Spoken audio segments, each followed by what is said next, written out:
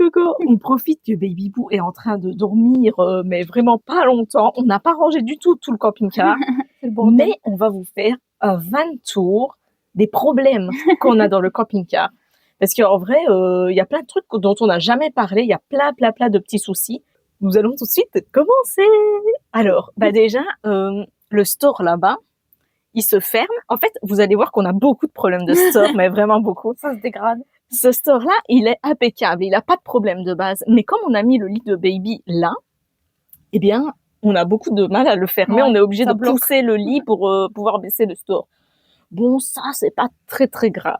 Un autre problème de store, plus important, c'est Madame Moustache, qui a fait des gros dégâts. Mais là, c'est même pas vraiment un problème de store. Moustiquaire et store. Ouais, il y a le problème des deux, là. Nala, elle est passée à travers moustiquaire, du coup, elle nous l'a tout arraché, donc on a plein de moustiquaires. Ça fait 2-3 jours que Nala, elle veut absolument sortir, qu'elle nous casse tout dans le camping-car et qu'elle arrête pas de miauler. Mais on peut pas la faire sortir là où on est. Regardez ce qu'elle vient de faire. Elle a défoncé la moustiquaire et elle est passée à travers pour sortir. Franchement, j'en ai vraiment marre de ce chat-là. Donc maintenant, il va nous falloir 50 ans pour la récupérer, si on la récupère. Et en plus, maintenant, elle sait qu'on peut déchirer la moustiquaire. Elle vient de comprendre ça, en fait, au bout de 2 ans. Et comme on dort avec les fenêtres ouvertes comme ça, là, avec les moustiquaires mises, à tout moment, pendant la nuit, elle va se barrer. Super.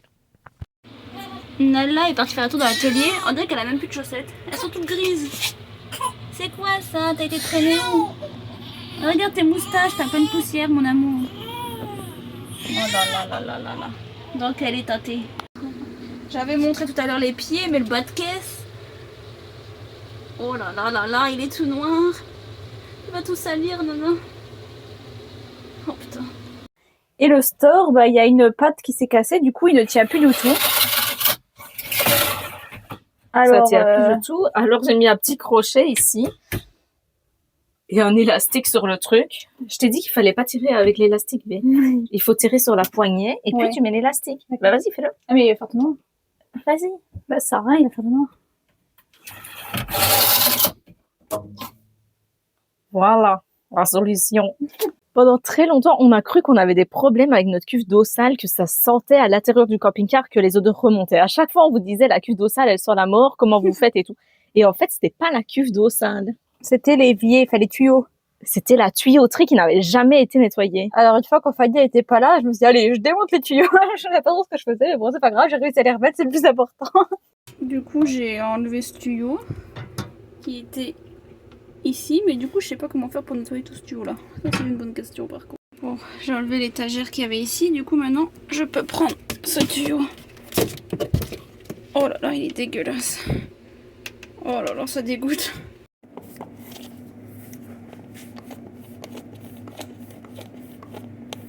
Tout ça en fait c'est des crasses, il y en avait partout dans le tuyau. Normalement le tuyau il est genre blanc et tout ce qui est noir c'est des crasses, il y en avait partout.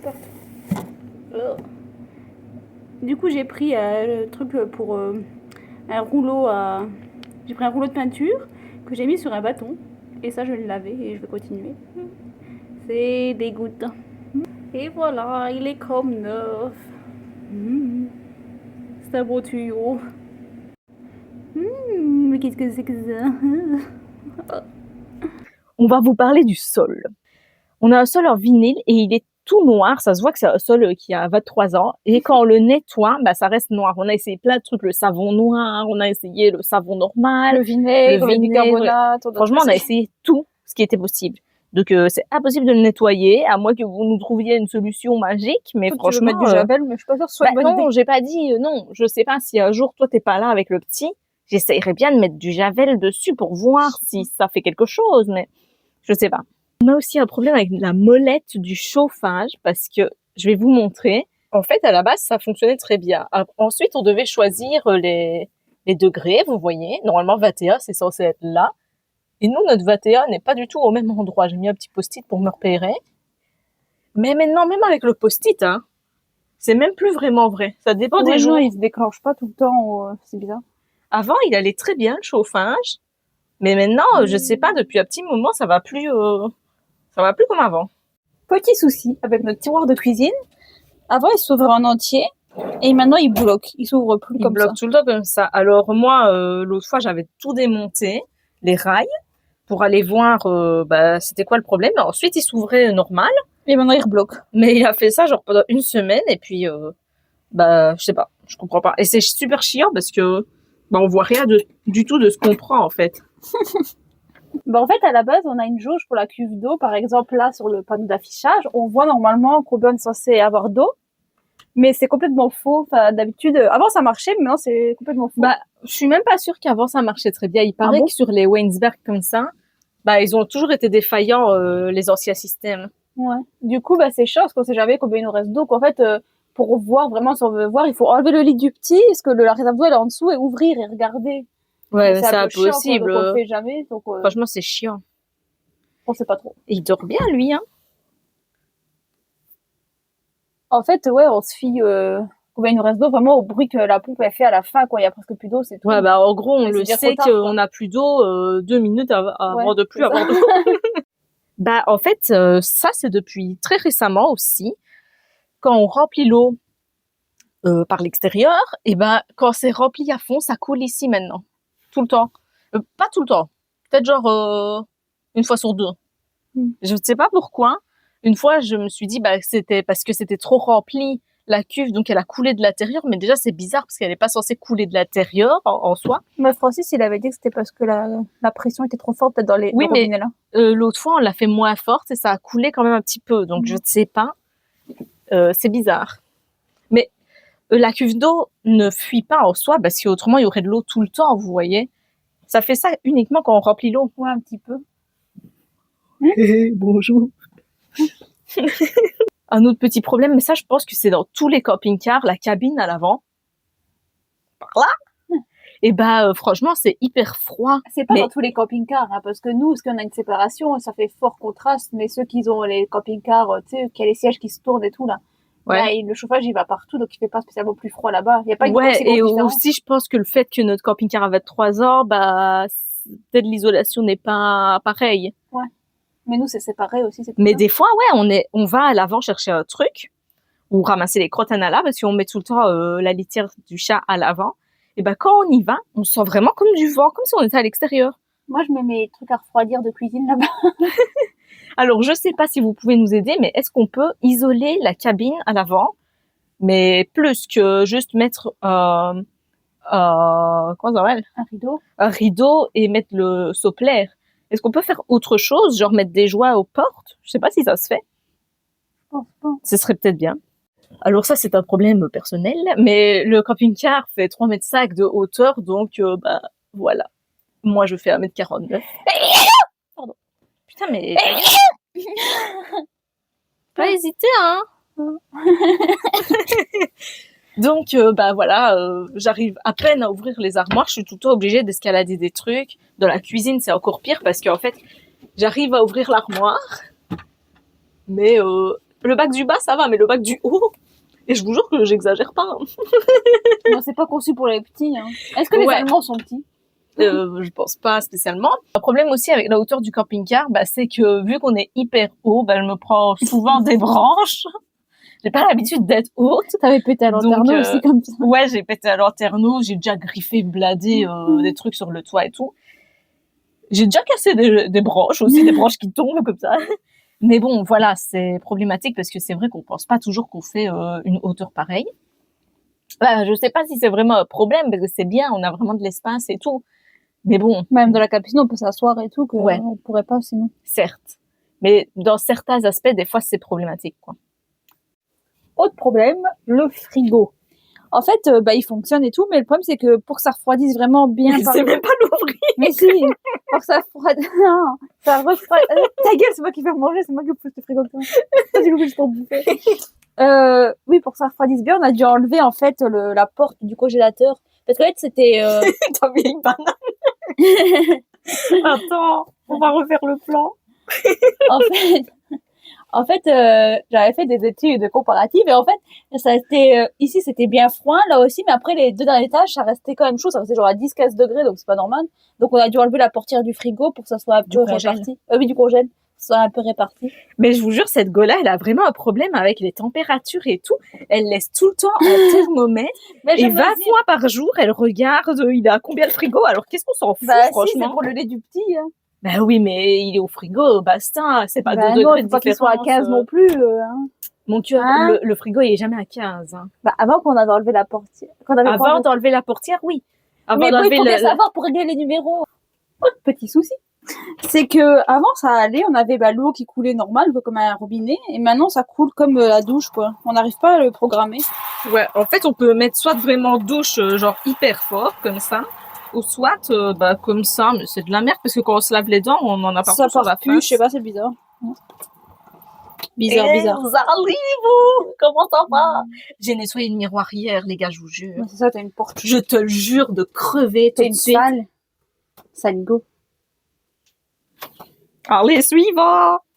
Alors, rendez-vous à l'extérieur, les cocos. Je dois vous montrer un truc. On a aussi un problème par rapport à ça. Ça, c'est l'évacuation extérieure du chauffage, en fait. Et donc, ici, comme vous pouvez l'apercevoir, il est cassé. Et ce qui s'est produit, c'est que des guêpes ont été faire un nid là-dedans. Et donc, quand on a allumé le chauffage, on s'en était pas rendu compte, évidemment. Quand on a allumé le chauffage, toutes les guêpes ont passé l'arme à gauche, quoi. Et ça a senti, mais hyper fort, mais mauvais, genre une odeur de brûlé de ouf. Donc ça, il faudrait le changer. Ah oui, et ça aussi, c'est un problème d'ailleurs, je l'avais même pas noté. Mais ça, regardez, en fait, quand là, on charge, mais quand on referme notre truc, je suis obligée de mettre un scotch parce que ce truc-là, il s'ouvre tout le temps, quoi, si je mets pas le scotch. Et donc, quand je conduis, c'est légèrement chiant. On ne me voit pas, mais je suis là. Qui suis-je? Qu'est-ce que tu racontes, trou de cul? Rien. Ah, Bé, ne parle pas en même temps. Elle a son micro, la saloperie. Arrête, Bé. On va t'entendre en même temps. Ferme-la. Ah oui, tant que je suis dehors. Attendez, je vais vous faire tout le tour de tout ce que je dois vous montrer. Ici. Attendez, je monte sur une murette. Ici, j'ai mis un scotch il y a 2 heures d'ici. Je vais l'enlever exprès pour vous montrer pourquoi j'ai mis ce scotch. Je sais pas si je saurais l'enlever. Oh, j'arrive pas à l'enlever. Je voulais vous montrer comment c'était. Enfin bref, je vais pas l'enlever, mais on le voit d'ici. En fait, j'ai mis un scotch pour cacher qu'il y avait des mouches crevées à l'intérieur du truc. Mais du coup, il y a un sale scotch qui ressemble à rien sur le camping-car, donc c'est un peu bizarre aussi en fait, en soi. Parce qu'en fait, dans les vieux camping-cars, il y a donc, je sais pas s'il y a ça dans les neufs d'ailleurs, mais il y a une double paroi de fenêtre et il y a des trous. Il y a genre 2 ou 4, je sais pas, trous dans chaque fenêtre. Et donc les bêtes rentrent à l'intérieur, mais elles savent jamais ressortir. Donc elles crèvent juste dans ta fenêtre et c'est très moche. Et pour enlever ça, bonne chance. Il faut carrément enlever la fenêtre, mettre de l'eau dedans, diluer les bêtes, bien secouer et essayer de vider. Donc bonne chance. Je préfère mettre du scotch. Autre petit problème, ce sont nos pare-chocs. Vous avez vu l'état dans lequel ils sont. Comme ça. Donc il faudrait qu'on les ponce et qu'on les repeigne. C'est prévu, mais pas tout de suite. Ici aussi, ça c'est... Une fois, je me suis prise une barrière. Je sais pas si j'en avais déjà parlé. Il faudrait le repeindre. Ouais, c'est ça. Mais qu'est-ce que tu me veux, toi? Est-ce qu'on t'a sonné? Est-ce qu'on t'a sonné, toi, franchement?